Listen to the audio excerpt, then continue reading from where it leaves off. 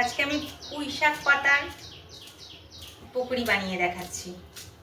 পুঁই শাক পাতাটাকে ভালো করে আমি একদমই খুবই মিহি করে কুচিয়ে নিলাম।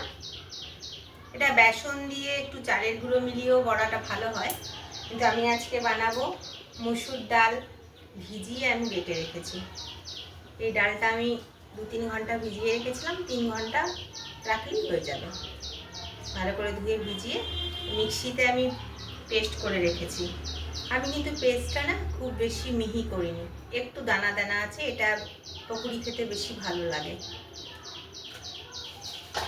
আমি পাতাটা কুচিয়ে নিয়েছি। এবার সমস্ত পাতা আমি ডালটার সাথেই 4টে কাঁচা লঙ্কা মিলিয়ে দিয়েছিলাম।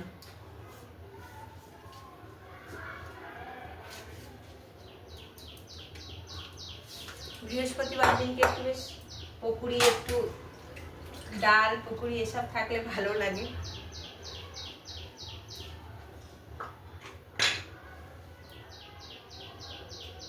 আমি এটাতে একটু নুন মিলিয়ে নেব, একটু হলুদ,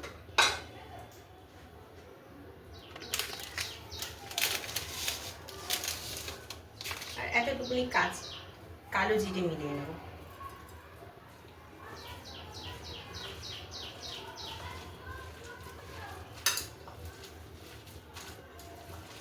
বাইরে আজকে বৃষ্টি পড়ছে ভীষণ আমাদের এখানে। বৃষ্টিতে তো এরকম পকোড়ি টকোড়ি খেতে ভালো লাগে।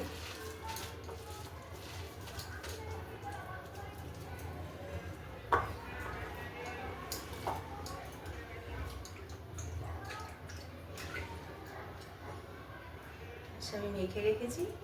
এবার কড়াইতে আমি সর্ষের তেলই গরম করছি, বড়াগুলো এবার বানিয়ে নেব।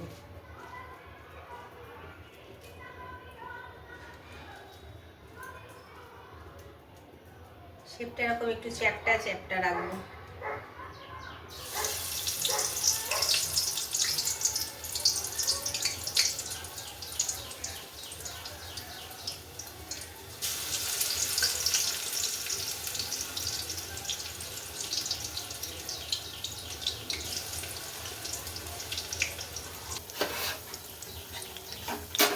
আঁচটা আমি একটু কমিয়ে নিয়েছি,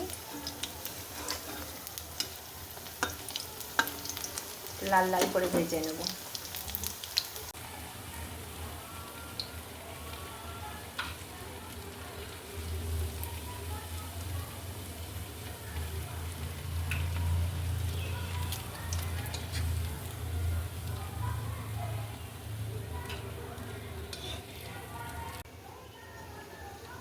বড়াগুলো আমার ভাজা হয়ে গেছে, আর একটু হচ্ছে। এই যে বড়াটা এত সুন্দর কুরকুরে হয়, দারুণ কুরকুরে হয়। বেসন দিলেও বড়াটা নিশ্চয়ই ভালো হবে, কিন্তু মুসুর ডালের সাথে কিংবা যে কোনো ছোলার ডালের সাথে বানিয়ে দেখুন, বড়াটা অন্যরকমই টেস্ট হবে।